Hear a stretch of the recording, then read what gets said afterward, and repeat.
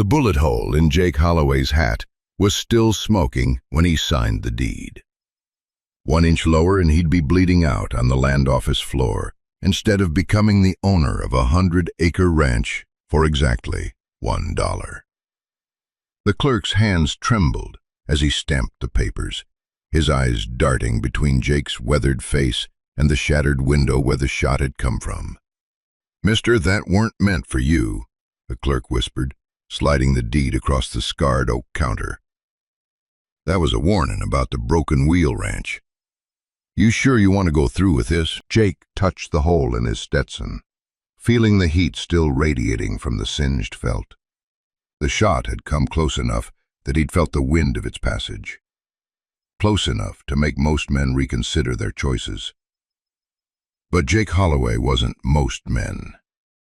5 years of breaking horses in Montana, watching his wife die of consumption, and sleeping under stars that promised nothing but cold mornings, had carved away everything soft in him. This ranch represented his last chance at something permanent, something that death couldn't steal away in the night. "A warning about what?" Jake asked, his voice carrying the gravel of too many dusty trails and cheap whiskey. He folded the deed carefully, treating it like scripture, though the paper was rough and the ink still wet enough to smudge. The afternoon sun slanted through the broken window, casting diamond patterns across the floor, where glass shards glittered like false promises. Tom Wheeler, the man selling the ranch, stood in the corner, wringing his hands like he was trying to squeeze water from stone. His face had the pallor of milk left too long in the sun, and sweat beaded along his receding hairline, despite the cool March air drifting through the damaged window. "Nobody's lived there peaceful-like for 3 years," Wheeler said, his Adam's apple bobbing like a cork on troubled water. "Strange things happen at the Broken Wheel. Lights in the windows when nobody's home, horses that won't cross the property line come sunset, and there's talk of—" "Ghost stories don't trouble me none," Jake interrupted, though something cold walked up his spine like a scorpion seeking shade. He'd seen enough real horror to know that the living caused more harm than any spirit ever could. His wife's final days had taught him that lesson, in ways that still visited his dreams. "If someone's trying to scare me off with tales and stray bullets, they're wasting ammunition." Wheeler's laugh was bitter as old coffee grounds. "It ain't ghosts you need to worry about, Holloway. It's what the living will do to keep their secrets buried." He pulled a flask from his coat, took a long pull, and offered it to Jake. The whiskey smelled like turpentine and regret. "That ranch sits on something valuable, something folks have killed for before and will kill for again. I'm selling it for $1 because I want to be shut of it before it costs me more than money." Jake declined the flask with a slight shake of his head. His mind was already racing ahead, galloping toward the ranch that waited 40 miles west of town. In his saddlebags, he carried everything he owned: a change of clothes, his father's Colt .45, a Bible he hadn't opened since Margaret died, and $500 he'd saved by eating beans and sleeping in stables. The money was supposed to stock the ranch, buy cattle and seed. Now he wondered if he'd need it for ammunition instead. The ride to the Broken Wheel took him through country that seemed to fight against civilization with every scorched acre. The trail wound through stands of juniper and sage, past red rock formations that looked like God's own thumbprints pressed into the earth. Desert stretched toward mountains that rose like broken teeth against the endless blue. This was land that didn't forgive mistakes, where water was worth more than gold, and a man's word might be the only law for 100 miles in any direction. As his horse, a sturdy bay named Moses, who'd carried him through 2 territories and 3 kinds of trouble, picked his way along the rutted trail, Jake's thoughts drifted to the mathematics of survival. 100 acres could support maybe 50 head of cattle, if the grass was good, could yield enough crops to feed a family, if the water held. But none of that mattered, if Wheeler's warnings proved true. Jake had learned in the war that the best land was worthless if you couldn't hold it, and holding it meant being willing to do things that good men hesitated to consider. The sun was falling toward the western peaks, painting shadows long and purple across the desert floor, when Jake finally crested the rise that revealed the Broken Wheel Ranch. The sight, stopped and cold, made Moses shift nervously beneath him, as if the horse sensed something his rider hadn't yet recognized. The ranch house sat in a valley blessed with impossible green, where cottonwoods grew tall along what had to be a year-round creek. The buildings looked solid, built from good timber, with stone foundations that would last generations. It was exactly what Jake had dreamed of during those long nights after Margaret's death, when he'd needed something to believe in besides the bottle. But something was wrong with the picture, something that made the hair on his neck stand like a dog sensing lightning. Smoke rose from the chimney in a thin, steady line. Laundry hung on a line beside the house, white sheets and what looked like a woman's dress dancing in the evening breeze. A garden showed fresh-turned earth near the kitchen door, and Jake could make out the green shoots of early vegetables pushing through the soil. Someone was living in his house. Jake's hand moved instinctively to the Colt on his hip, his thumb finding the familiar worn spot on the grip where years of practice had polished the wood smooth. Wheeler had sworn the place was abandoned, had looked him in the eye and said nobody had been near the Broken Wheel for years. Either the man was a liar, or someone had moved in during the hours since the sale. Neither possibility boded well for a peaceful evening. He guided Moses down the slopes slowly, keeping to the shadows cast by the ridge, using skills learned in places where showing yourself too soon meant catching a Confederate mini-ball in the chest. The ranch grew larger as he approached, and more details emerged that confirmed his suspicions. Fresh horse tracks led to the barn. A bucket sat beside the well, still damp from recent use, and now, as the wind shifted, he could smell something that made his stomach clench with unexpected hunger. Bread baking, the scent carrying memories of home and hearth he'd thought buried with his wife. Jake dismounted 100 yards from the house, tying Moses to a scraggly mesquite where the horse could crop at the sparse grass. He approached on foot, moving with the careful grace of a man who'd learned that survival often depended on not being heard. The front door was solid oak, reinforced with iron bands that suggested previous owners had worried about more than weather. The windows were real glass, expensive for this far from civilization, and Jake could see curtains behind them, delicate things that spoke of a woman's touch. He stood at that door for a long moment, deed in his pocket, gun on his hip, listening to the sounds from within. Footsteps, light and purposeful, moving between rooms, the scrape of a chair being moved, the soft humming of a melody he almost recognized, something his mother might have sung while hanging wash on their Missouri farm before the war changed everything. When Jake pushed open that door, hinges crying out like wounded animals, he discovered that his $1 purchase came with something far more valuable and dangerous than any ghost. She stood by the stove, a young woman with mahogany hair twisted up in a practical bun, flour dusting her hands and apron. She didn't scream at his entrance, didn't reach for a weapon, though Jake noticed a shotgun leaning within easy reach against the wall.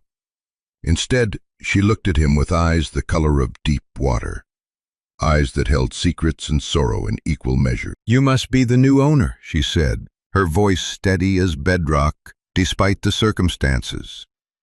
"I'm Sarah McKenna. I've been taking care of this place." The name hit Jake like cold water. McKenna. He knew that name, had heard it whispered in saloons from Tucson to Denver. Patrick McKenna had been one of the richest miners in the territory before his death in a cave-in 3 years back. The same 3 years Wheeler claimed the ranch had been empty. The same 3 years strange things had been happening at the Broken Wheel. Taking care of it for who? Jake managed. his hand still resting on his gun, though he sensed no immediate threat from this woman who stood before him like she belonged here more than he did. Sarah's smile was sad as autumn rain. "For myself, Mr. Holloway, this place saved my life when I had nowhere else to go. I've kept the roof patched, the well clean, the fences mended. I suppose you could say we've been taking care of each other." She moved to the window, pulling back the gingham curtain to reveal the expanse of land beyond, where the last light was turning the grassland to gold. "Tom Wheeler doesn't know everything about this ranch," she continued, her fingers tracing patterns on the glass. "There are things about this land that go deeper than what's written on any deed." Jake studied her profile, noting the determined set of her jaw, the way she held herself ready for flight or fight, despite her calm demeanor. This was a woman who'd been running from something, hiding from something. And if she was Patrick McKenna's daughter, as he suspected, then that something was likely worth killing for. "Why did Wheeler sell it so cheap?" Jake asked, though he suspected the answer would change everything. Sarah turned from the window, and for the first time he saw real fear flicker across her features like heat lightning before a storm. "Because," she said quietly, "he knows they're coming for me, the Garrison brothers. And they're not coming to make deals, they're coming to collect what they think I owe them, and they'll kill anyone who stands in their way." Jake set his worn leather saddlebags on the heavy pine table, his mind spinning with questions that demanded answers like debts come due.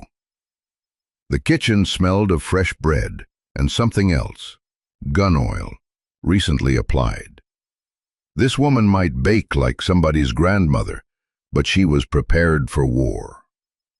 The afternoon light filtering through the windows cast her shadow long across the floor, and he could see the weight of 3 years' fear pressing down on her shoulders like a yoke. "The Garrison brothers," Jake said, testing the name like he'd test thin ice before crossing. "Last I heard, they owned half the mining claims between here and Colorado. What's their business with Patrick McKenna's daughter?" Sarah's hands stilled on the dish towel she'd been wringing. "You know who I am. Your father was famous enough. Rich enough, too, before that cave-in." Jake pulled out a chair, its legs scraping against the floor. "Question is, what are you doing hiding in a ranch nobody's supposed to own?" She moved away from the window, her movements careful and deliberate, like someone who'd learned not to make sudden gestures. Opening a drawer in the sideboard, she withdrew a leather pouch and a rolled bundle of papers tied with twine. The papers were yellowed at the edges, marked with water stains and what looked suspiciously like blood. "My father spent 10 years mapping every vein of gold in the Garrison mine," she said, unrolling one of the documents on the table. "Only it wasn't the Garrison mine then, it was the Lucky Strike, and it belonged to us." Jake leaned forward, studying the intricate drawings spread before him. The map showed a complex network of tunnels, each carefully labeled with dates, ore quality assessments, and yield estimates. Margin notes in a careful hand documented every aspect of the mine's operation. This wasn't just a claim map. It was a treasure guide, drawn by someone who knew every pound of gold hidden in those hills. "The Garrisons murdered my father for this," Sarah continued, her voice steady, but her knuckles white where she gripped the table's edge. "Made it look like an accident, a cave-in caused by unstable rock, they said. But I know better. I was there that morning when Cole Brennan came calling, saying the Garrisons wanted to buy our claim. Father refused. 6 hours later he was dead under 1,000 tons of rock." Cole Brennan. Jake knew that name too. A hired gun who'd left bodies from Texas to California. The kind of man who'd kill you for your boots if the price was right. He works for the Garrisons now? "He does their killing," Sarah corrected. "Has for 3 years. and he's been hunting me ever since I took these documents and disappeared." The sound of hoofbeats in the distance made them both freeze. Sarah rushed to the window, pulling the curtain aside just enough to peer out. Jake joined her, and together they watched 3 riders approaching along the main trail, their silhouettes dark against the dying light. They rode with purpose but without hurry, like men confident in their business. "Is that them?" Jake whispered, though the riders were still too far to hear. Sarah studied them carefully, her body tense as a drawn bowstring. "That's Brennan in the lead, the one wearing the black duster. The other 2 are Rico and Billy, his shadows. They follow him like dogs, hoping for scraps." Jake felt his soldier's instincts awakening, his mind automatically cataloging defensive positions, escape routes, fields of fire. The house was solid but not fortified. 3 men could surround it easily, could fire through the windows or smoke them out. His horse was still tied up outside, an easy target. The shotgun by the stove held 2 shells at most. His Colt had 6 bullets, with another 18 in his gun belt. Not enough for a prolonged fight. "There's a root cellar," Sarah said, as if reading his thoughts. "Connects to an old mine shaft that opens near the creek. My father dug it as an escape route. We could—" "No!" The word came out harder than Jake intended. "I didn't buy this land to run from it. Besides, they've probably got the creek covered." Sarah looked at him with something between surprise and respect. "You don't owe me anything. You could hand me over. Tell them you just got here, that you don't know anything about the documents." "Could," Jake agreed, watching the riders draw closer. "But I've got a powerful dislike for men who think they can take what ain't theirs. Saw enough of that in the war." The riders reined in their horses about 50 yards from the house, spreading out in a practiced formation that blocked the main escape routes. Cole Brennan sat his horse like a king surveying his kingdom, his face shadowed by a wide-brimmed hat, but his posture radiating confidence. Even from this distance, Jake could see the matched Remingtons on his hips, pearl-handled and well-maintained. "Sarah McKenna," Brennan called out, his voice carrying clearly across the yard. "We know you're in there. Time to settle this like civilized people." Jake felt Sarah tense beside him. "Civilized," she said bitterly. "He wouldn't know civilization if it bit him on his murderous hide." "What's in those documents exactly?" Jake asked, "besides the maps?" "Proof," Sarah said. "Signed testimonies from 2 witnesses who saw my father file the original claim. A letter from the territorial governor confirming our ownership, and most damning, a contract the garrisons forged supposedly signed by my father selling them the mine. Only problem is, it's dated 3 days after he died." Jake whistled low. "That's enough to see them hang. If I could get it to a judge who isn't in their pocket." Sarah moved away from the window. "They own half the law in this territory. The other half is too scared to stand against them." Another shout from outside, this time with less patience. "Miss McKenna, we can do this easy or hard. Easy means you come out, hand over what you stole, and ride away breathing. Hard means we come in after you, and whoever's in there with you shares your fate." Jake made a decision that surprised even him. He'd come here looking for solitude, for a place to bury his grief and build something new. Instead, he found a woman with courage enough to stand against powerful men, and a fight that stirred something in him he thought died with Margaret. "Stay here," he told Sarah, checking his Colt one more time, "and keep that shotgun ready." He stepped onto the front porch before she could protest, making sure Brennan could see him clearly. The evening air was cool, carrying the scent of sage and the promise of rain. Brennan's horse shifted restlessly, sensing its rider's tension. "This is private property," Jake called out, keeping his voice steady despite the hammering of his heart. "You boys are trespassing." Brennan's smile was visible even from 50 yards away. white teeth in a dark face. "Well now, looks like the lady found herself a protector." He nudged his horse a few steps closer. "Don't believe we've met.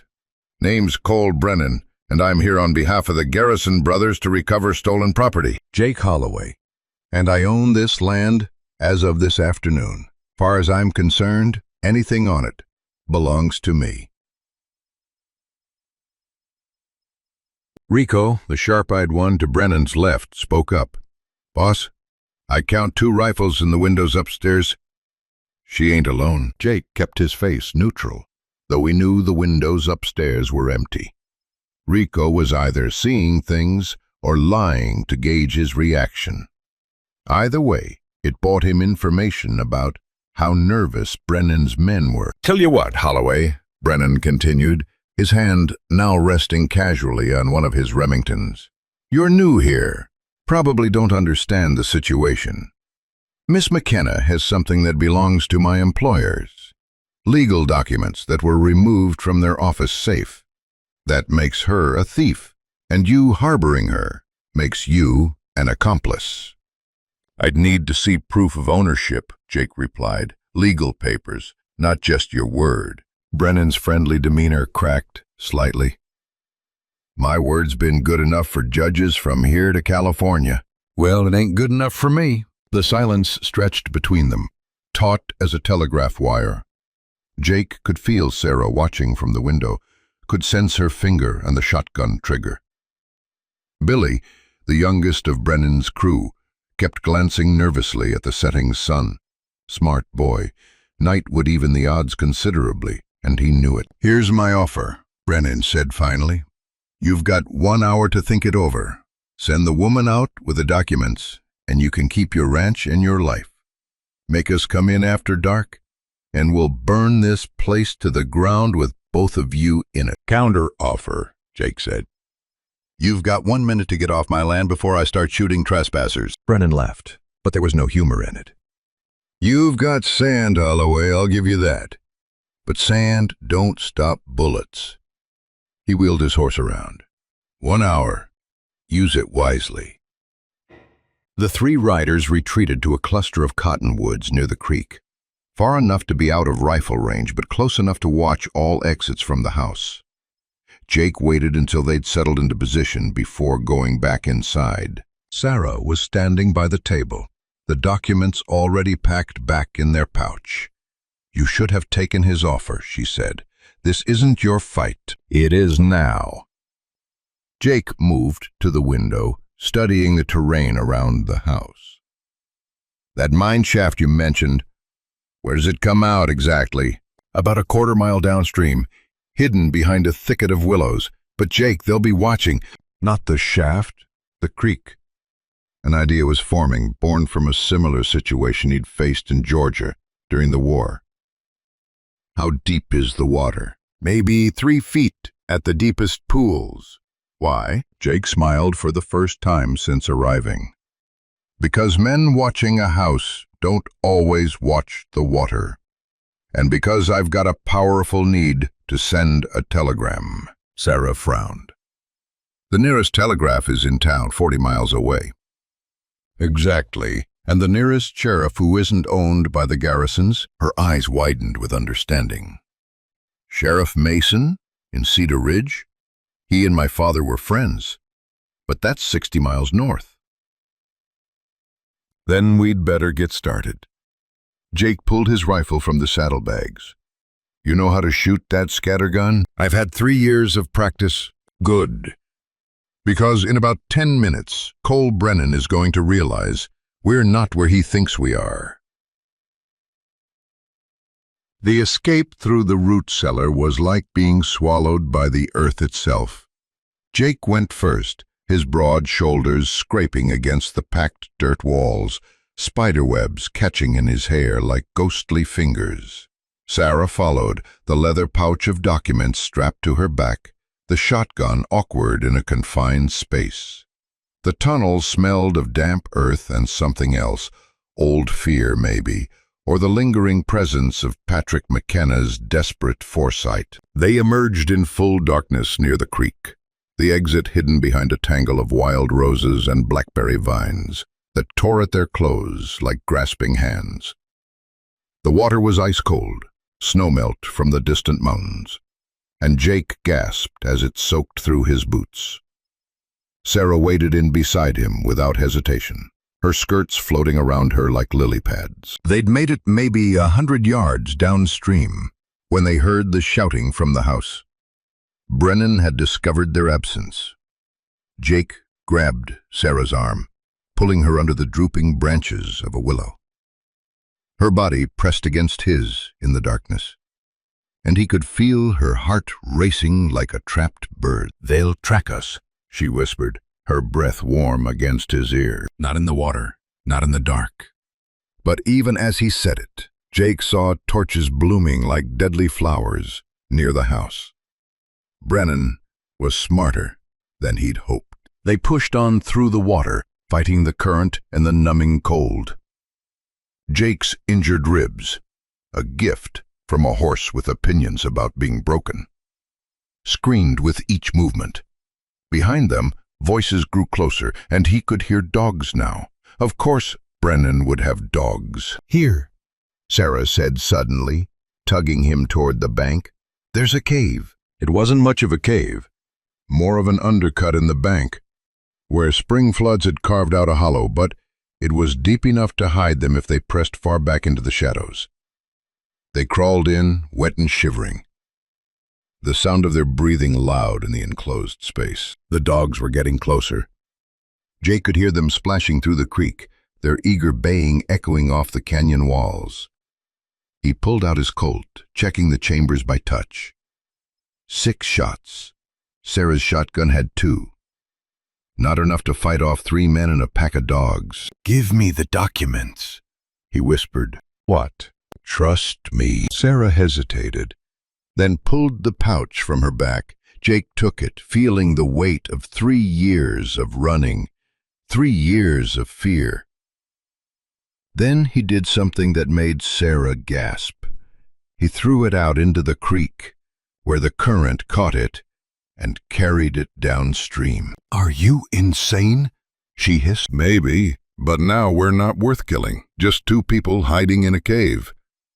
The dogs reached them first, 2 mongrels with more enthusiasm than training. They barked and snarled at the cave entrance, but seemed reluctant to enter the confined space. Jake could hear boots on the bank now, could see the torchlight dancing on the water. "Well, well," Brennan's voice drifted to them.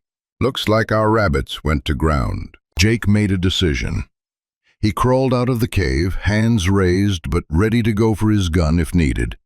Sarah tried to grab him, to hold him back, but he shook her off. Sometimes the only way through was forward. "Brennan," he called out, standing knee-deep in the creek. "The documents are gone. Threw them in the water. They're halfway to Mexico by now." Brennan stood on the bank, torch in one hand, Remington in the other. Rico and Billy flanked him, rifles ready. The torchlight turned the water to molten gold and threw wild shadows on the canyon walls. "You're lying," Brennan said, but there was uncertainty in his voice. "Check the cave. Search us. You won't find anything." Brennan gestured to Rico, who splashed into the water and roughly pulled Sarah from the cave. She stood defiant in the torchlight, her wet dress clinging to her, her chin raised, despite the gun pointed at her heart. "Should have minded your own business, Holloway," Brennan said. "Now you've got to die for nothing." That's when they heard it. Hoofbeats. A lot of them coming fast from the east. Brennan spun toward the sound, and Jake saw his chance. He dove forward, tackling Rico into the water. The rifle went off, the shot echoing like thunder in the canyon. Sarah grabbed a river rock and swung it at Billy, catching him in the temple. He dropped like a sack of grain. Brennan fired at Jake, but missed in the confusion, the bullet splashing harmlessly into the water. Jake and Rico rolled in the shallows, fighting for control of the rifle. Rico was younger, stronger, but Jake had learned to fight dirty in places where losing meant dying. He drove his knee into Rico's groin. then brought his elbow down hard on the man's throat.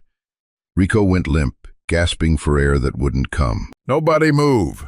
The shout came from the bank, followed by the appearance of 5 men on horseback, all wearing stars on their vests.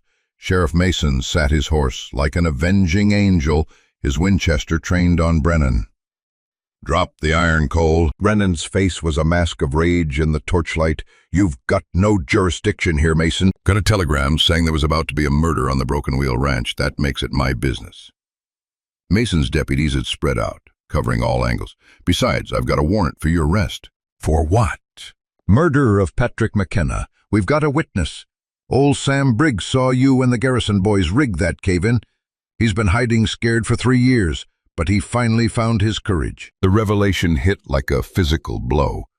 Sarah made a sound that was part sob, part rage. "You killed him. You actually killed him." Brennan's gun swung toward her, and time seemed to slow. Jake saw the motion, saw the decision in Brennan's eyes, saw Sarah's death written in the space between heartbeats. He drew his Colt and fired in one motion, no thought, just instinct, honed by war and necessity. The bullet caught Brennan's center mass, spinning him around. He fell into the creek with a splash that seemed too small for the ending of a life. The torch fell with him, hissing as the water extinguished it, plunging them into darkness lit only by stars. "Everyone all right?" Mason called out. Jake stood slowly, helping Sarah to her feet. She was shaking from cold or shock or both. "We're alive," he answered. Rico was coughing, trying to crawl away. Billy was unconscious, but breathing. Brennan lay face down in the water until one of the deputies turned him over, dead. "The documents," Sarah said suddenly. "I threw them in the creek. They're gone." But Jake was smiling. He reached into his shirt, pulling out an oilskin packet he'd hidden there before they entered the tunnel. "These documents?" he asked. Sarah stared at him, then at the pouch floating downstream, her father's old saddlebags, stuffed with his worthless business papers. "You switched them." "Figured Brennan might not look too close if he thought he'd won." Sheriff Mason dismounted, wading into the creek. "Miss McKenna, if you're willing to testify, we can finally put the Garrison brothers where they belong.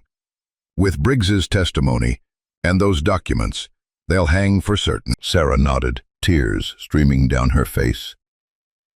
"I've been waiting 3 years to see justice done." 2 weeks later, Jake stood on the porch of the Broken Wheel Ranch, watching the sun paint the valley gold. The Garrison brothers were in jail awaiting trial, their mining empire crumbling as more victims found the courage to come forward. The territorial governor himself had gotten involved, eager to distance himself from the scandal. Sarah emerged from the house, carrying 2 cups of coffee. She'd stayed at the ranch while the legal matters were sorted, helping Jake repair the damage Brennan's men had done during their search. They'd worked side by side, mending fences, patching the roof, turning the neglected ranch into something that might actually prosper. "Telegram came while you were in the barn," she said, handing him one of the cups. "The trial's set for next month. Prosecutor says with our testimony it's a certain conviction." Jake sipped the coffee, strong and bitter, the way he'd learned to like it during the war. "And after that?" Sarah looked out over the land, her expression thoughtful. "My father's mine will be returned to me. It's worth a fortune, they say. Enough to go anywhere, do anything." "That's good," Jake said, though something in his chest tightened at the thought of her leaving. "You deserve that freedom after what you've been through." She turned to him, and he saw amusement in her eyes. "You're not much for listening, are you, Jake Holloway?" "What?" "I said the mine would be returned to me, not that I'd work it." She set down her coffee cup and pulled a folded paper from her apron. "I had the lawyer draw this up while I was in town." Jake took the paper, frowning as he read. It was a partnership agreement for the Broken Wheel Ranch, splitting ownership and responsibilities equally between them. At the bottom, her signature was already in place. "You can't be serious," he said. "Why not? You risked your life for me, a complete stranger. You gave me hope when I'd forgotten what that felt like." She moved closer, close enough that he could smell the lavender soap she used. "Besides, this ranch needs 2 people to run it properly.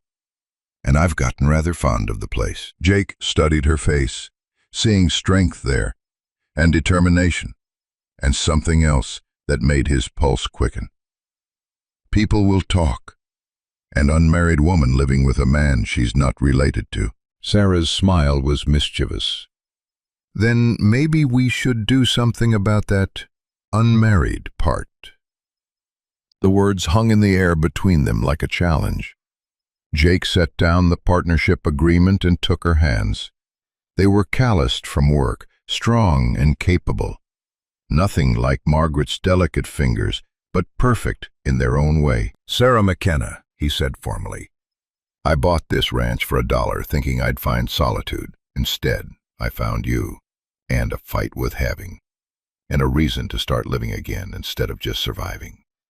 Would you consider making this partnership more permanent?" Her answer was in her kiss, warm and certain as sunrise.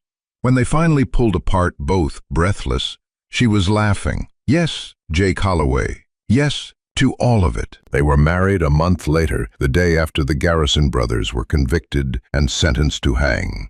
Sheriff Mason stood as Jake's best man, and old Sam Briggs gave Sarah away, tears streaming down his weathered face as he placed her hand in Jake's. The Broken Wheel Ranch prospered under their partnership.